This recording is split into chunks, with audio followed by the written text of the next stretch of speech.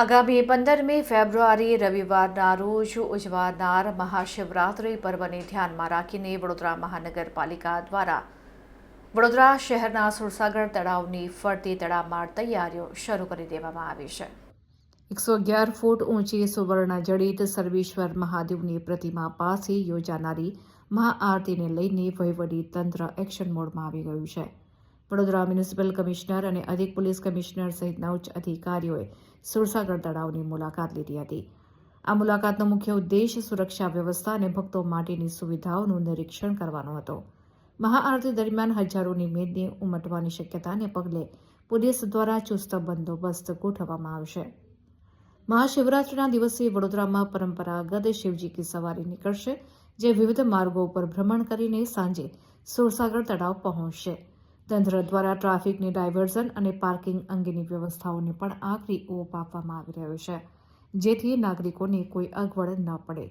Police commissioner દ્વારા social media અને અન્ય માધ્યમો દ્વારા ભીડભાડવાળા વિસ્તારોમાં સાવચેતી રાખવા અપીલ કરવામાં આવી છે.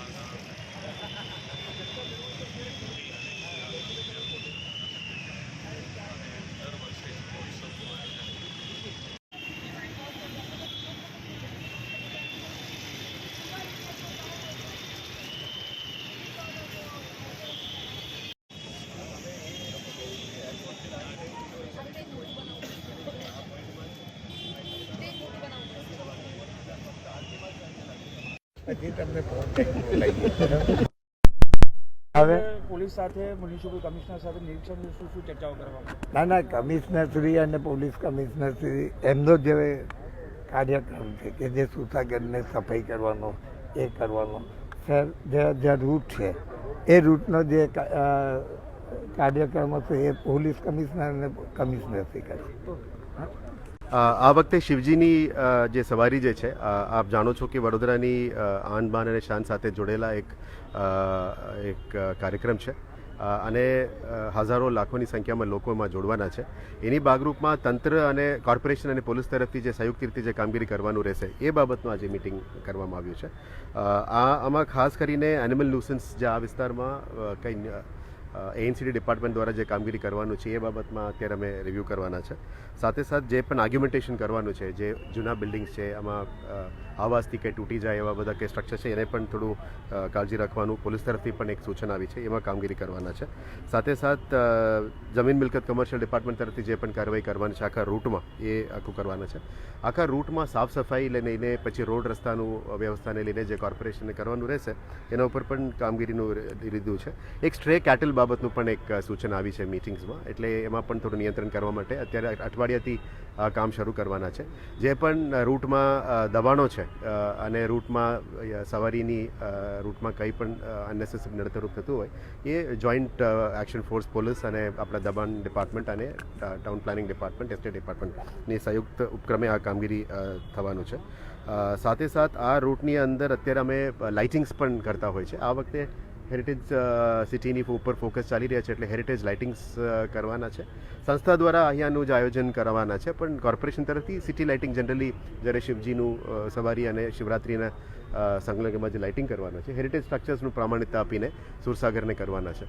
અને આવનારા દિવસોમાં જે આરતી બાબતનું જે વાત થઈ એના ઉપર પણ અત્યારે ચર્ચા કરી રહ્યા છે કે કેવી રીતે કરવાનું છે. અહીંયા કેરિંગ કેપેસિટી કેટલા લોકોનું થઈ શકે એના ઉપર મારાને માન્ય પોલીસ કમિશનર તરફથી એક મિટિંગ હજી બાકી છે. એ ચર્ચા કરીશું કયા કયા લેવલમાં એન્ટ્રી કેવી રીતે કરશું, કેવી રીતે નિયંત્રણ કરશું.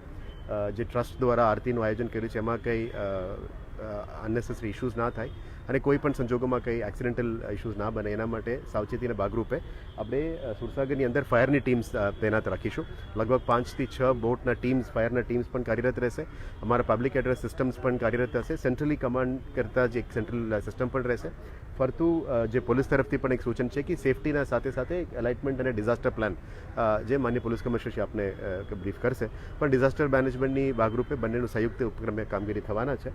એટલે આ તમામ વસ્તુ રોડ રસ્તાની ક્લિનિંગથી લઈને, લાઇટિંગથી લઈને, સેફટીને લઈને કોઈ પણ સંજોગોમાં કંઈ ઇશ્યુઝ ના બને એ અને તકેદારીના ભાગરૂપે આજે આ મિટિંગ કરવામાં આવી છે. બાકી જે ટ્રસ્ટ દ્વારા આયોજન કરવામાં આવ્યું છે આરતી બાબતમાં એમને અમે શુભકામના પાઠવીએ છીએ. તંત્ર તરફથી જે શિવજીની યાત્રી સારી રીતે નીકળે અને સારી રીતે કાર્યક્રમ થાય એ બાબતનું જે તંત્ર તરફથી જે